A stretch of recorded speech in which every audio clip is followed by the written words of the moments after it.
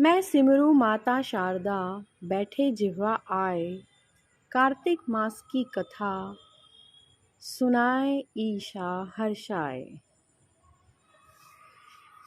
नैमिषारण्य तीर्थ में श्री सूत जी ने 88,000 सनकादि ऋषियों से कहा, अब मैं आपको कार्तिक मास की कथा विस्तार पूर्वक सुनाता हूँ, जिसका श्रवण करने से मनुष्य के सभी पाप नष्ट हो जाते हैं और अंत समय में बैकुंठ धाम की प्राप्ति होती है। सूत जी ने कहा, श्री कृष्ण जी से अनुमति लेकर देव ऋषि नारद के चले जाने के पश्चात सत्यभामा प्रसन्न होकर भगवान कृष्ण से बोली, हे प्रभु, मैं धन्य हुई, मेरा जन्म सफल हुआ। मुझे त्रिलोक्य सुंदरी के जन्मदाता भी धन्य हैं, जो आपकी 16,000 स्त्रियों के बीच में आपकी परम प्यारी पत्नी बनी। मैंने आपके साथ नारद जी को वह कल्प वृक्ष आदि पुरुष विधि पूर्वक दान में दिया, परंतु वही कल्प वृक्ष ने मेरे घर लहराया करता है। यह बात मृत्यु लोक में किसी स्त्री को ज्ञात नहीं है। हे त्रिलोकीनाथ, मैं आपसे कुछ पूछने की इच्छुक हूँ। आप मुझे कृपया कार्तिक महात्म्य की कथा विस्तार पूर्वक सुनाइए, जिसको सुनकर मेरा हित हो और जिसके करने से कल्प पर्यंत भी आप मुझसे विमुख ना हों। सूत जी आगे बोले, सत्यभामा के ऐसे वचन सुनकर श्री कृष्ण ने हंसते हुए सत्यभामा का हाथ पकड़ा और अपने सेवकों को वहीं रुकने के लिए कहकर विलास युक्त अपनी पत्नी को कल्प वृक्ष के नीचे ले गए। फिर हंसकर बोले, हे प्रिय, 16,000 रानियों में से तुम मुझे प्राणों के समान प्यारी हो। तुम्हारे लिए मैंने इंद्र एवं देवताओं से विरोध किया था। हे कांते, जो बात तुमने मुझसे पूछी है उसे सुनो। एक दिन मैंने तुम्हारी इच्छा पूर्ति के लिए गरुड़ पर सवार होकर इंद्रलोक जाकर कल्प वृक्ष मांगा। इंद्र द्वारा मना किए जाने पर इंद्र एवं गरुड़ में घोर संग्राम और गोलोक में भी गौओं से युद्ध किया। गरुड़ की चोंच से चोट लगने पर उनके कान एवं पूंछ कटकर गिरने लगे, जिससे 3 वस्तुएं उत्पन्न हुई।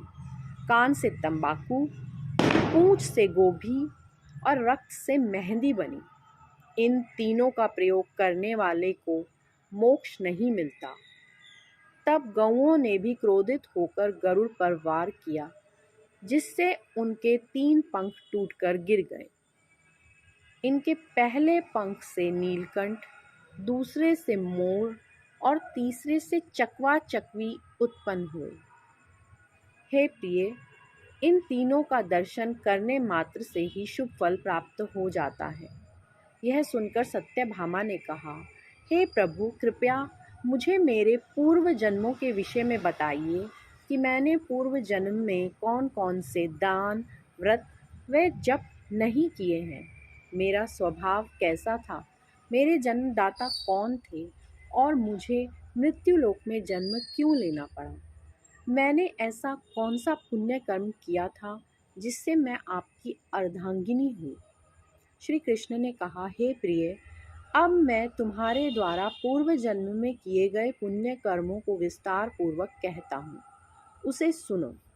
पूर्व समय में सतयुग के अंत में मायापुरी में अत्रि गोत्र में वेद वेदांत का ज्ञाता देव शर्मा नामक एक ब्राह्मण निवास करता था।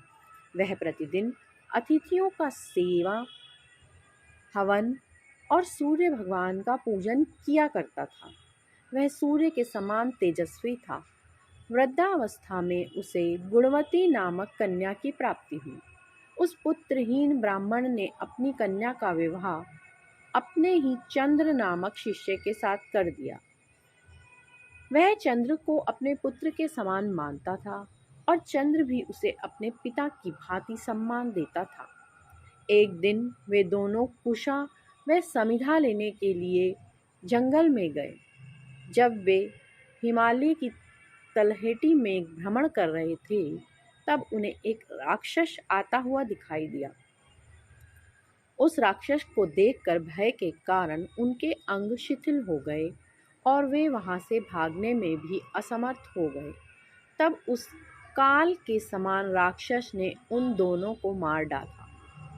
चूंकि वे धर्मात्मा थे, इसलिए मेरे पार्षद उन्हें मेरे वैकुंठ धाम में मेरे पास ले आए। उन दोनों द्वारा आजीवन सूर्य भगवान की पूजा किए जाने के कारण मैं दोनों पर अति प्रसन्न हुआ। गणेश जी, शिव जी, सूर्य व देवी, इन सब की पूजा करने वाले मनुष्यों को स्वर्ग की प्राप्ति होती है। मैं एक होता हुआ भी काल और कर्मों के भेद से 5 प्रकार का होता हूँ। जैसे एक देवदत्त, पिता, भ्राता आदि नामों से पुकारा जाता है।